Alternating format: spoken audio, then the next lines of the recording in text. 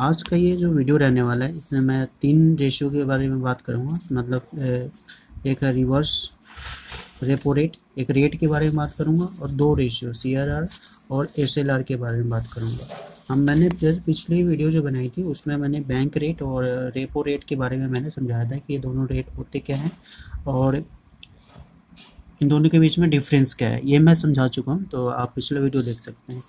और मैं बता दूं कि ये आरबीआई जो है से ये भारत का सेंट्रल बैंक है जो इस्टेब्लिश हुआ था 1 अप्रैल 1935 में इस्टेब्लिश हुआ था, है ना।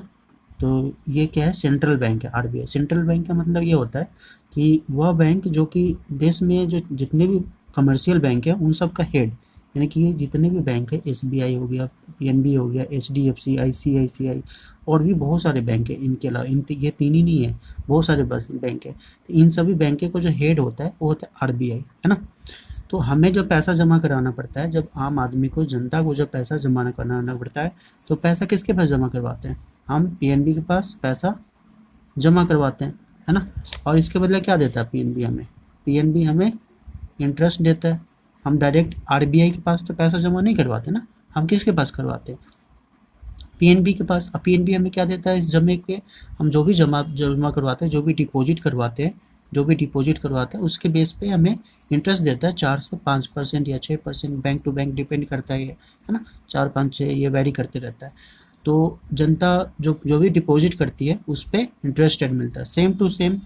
यहाँ पे रिवर्स रेपो रेट जो है उसमें भी मैं यही बताना चाहूँगा कि जैसे कि जनता इन बैंकों के पास, कमर्शियल बैंकों के पास डिपॉजिट करवाती है, सेम टू सेम जो कमर्शियल बैंक है, मान लीजिए पीएनबी, इनके पास तो पैसा होता है ना, तो ये भी जो है ना डिपॉजिट करवाते हैं, कभी कभी देते हैं किसको? आरबीआई को, सेंट्रल बैंक को पैसा देते हैं, है ना। आप सीधी सी बात है, जैसे मैंने यहाँ बताया कि जो भी अगर ये हम जब पैसा जमा करवाते हैं तो उस पर हमें क्या मिलता है? Interest rate. In the same way यहाँ पे भी जब पीएनबी या जितने भी कमर्शियल बैंक है, ईटीसी जितने भी कमर्शियल बैंक है, जब पैसा जमा करवाते हैं आरबीआई के पास, तो इनको भी एक इंटरेस्ट मिलता है। क्या मिलता है? इंटरेस्ट रहता है। उसी इंटरेस्ट को जैसे नाम देते हैं हम reverse repo rate, reverse repo rate, ठीक। यहाँ पे आरबीआई को पैसा दिया जा रहा है, कौन दे रहा है? पीएनबी जमा कर रहा है, डिपॉजिट कर रहा है, और इस डिपॉजिट के बदले आरबीआई इनको इंटरेस्ट दे रहा है, जिस इंटरेस्ट को हम बोलते हैं रिवर्स रेपो रेट, है ना। ये हो गया टोटल रिवर्स रेपो रेट। अब हम बात करते हैं सीआरआर का। सीआरआर का बात करने से पहले हमें ये देखना पड़ेगा कि डिमांड डिपॉजिट क्या होता है। डिमांड डिपॉजिट वो सभी जमा है, वो सारी डिपॉजिट जो हम सेविंग अकाउंट में करते हैं ना, जो सेविंग के अकाउंट हो गया, करंट अकाउंट हो गया, बैंक में जो हम पैसा जो पैसा जो डालते हैं, पैसा जो जमा करते हैं, उसी उसी को हम कहते हैं डिमांड डिपॉजिट।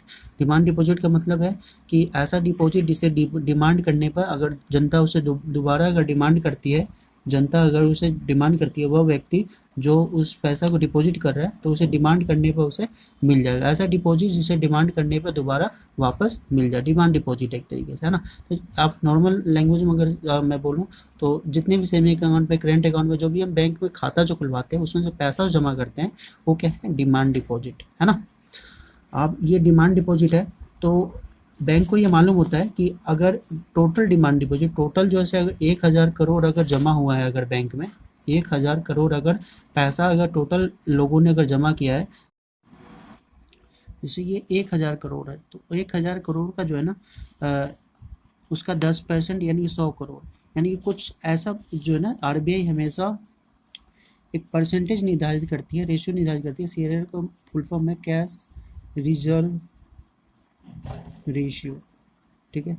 यानी कि जितने भी इसके पास डिमांड डिपॉजिट आया है उसका कुछ परसेंट इसे आरबीआई के पास इसे जमा करवाना पड़ता है। जमा कराना करता हुआ किसके पास? आरबीआई के पास।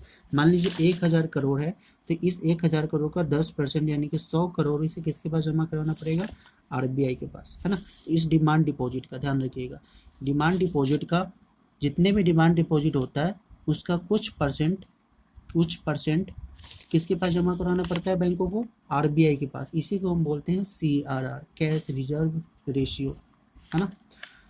जितने भी डिमांड डिपॉजिट है उसका कुछ परसेंट जितने भी कमर्शियल बैंक है उनको आरबीआई के पास जमा करवाना पड़ता है। उसी रेशियो को हम बोलते हैं सीआरआर।